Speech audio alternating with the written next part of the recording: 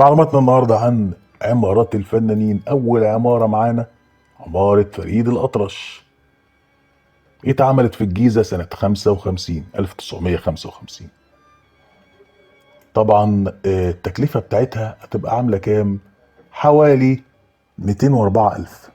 تحتوي على 280 شقة، طبعا ده عدد ضخم جدا من الشقق، وجراج. إيرادها الشهري كان قبل التخفيض 1300 جنيه، بعد التخفيض 1040 جنيه، وحصل نقص في الايراد بتاعها يعني 260 جنيه شهريا.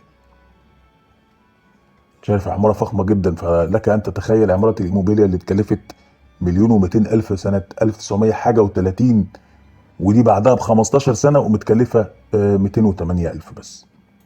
العماره اللي بعدها فاتن حمامه. عماره فاتن حمامه اتعملت في مصر الجديده.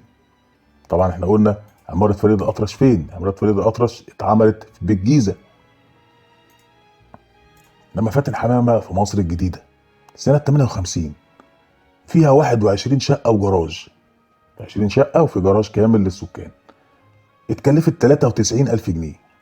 إيرادها الشهري قبل التخفيض 300 جنيه، إيرادها الشهري بعد التخفيض 240 جنيه، يعني حصل 60 جنيه تخفيض. خلي بالك احنا اتكلمنا قبل كده في حلقة أمينة رزق، وهي كانت بتتكلم برضو عن الإيجار بتاعها، الحلقة بتاعت مفيد فوزي، وقالت إن هو كان قبل التخفيض كذا وبعد التخفيض كذا. هنتكلم عن موضوع التخفيض ده في حلقة لوحدها. ولكن بص هنا عمارة فاتن حمامة كام دور؟ 1 2 3 4 5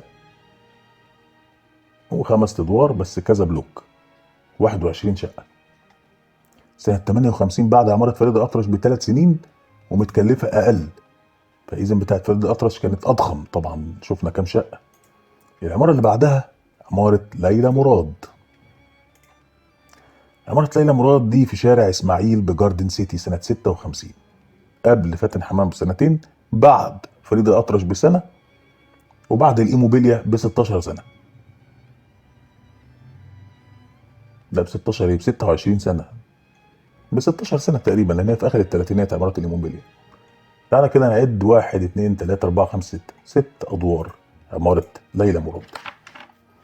أما بقى عمارة الإيموبيليا والليبون والحاجات التانية دي فدي في حلقة تانية. ما تنساش تشترك في القناة وتفعل الجرس وتدوس لايك لو الفيديو عجبك، وانتظرنا في الحلقات الجاية.